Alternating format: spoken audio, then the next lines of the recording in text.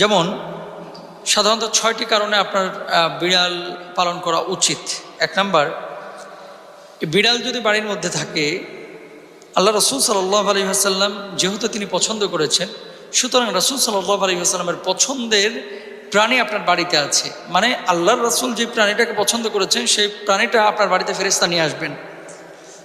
দ্বিতীয়ত, নবীজি সাল্লাল্লাহু আলাইহি ওয়াসাল্লাম যেহেতু পছন্দ করেছেন, আল্লাহর নবী যা পছন্দ করেছেন সেটা কিন্তু আল্লাহ পছন্দ করেন, তাহলে আপনাকেও সেটা পছন্দ করা উচিত।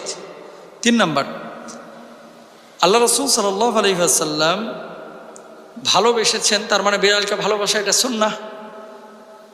যদি আপনি বিড়াল ঘরের মধ্যে রাখেন, একটা সুন্নাহ পালন হবে। আবার আল্লাহ রসুল সাল্লাল্লাহু আলাইহি ওয়াসাল্লামের ভাষ্য অনুসারে ইসলামিক স্কলাররা যেটি বলছেন, বিড়ালের লালা অশুদ্ধ না, বরং বিড়ালের লালা বিশুদ্ধ।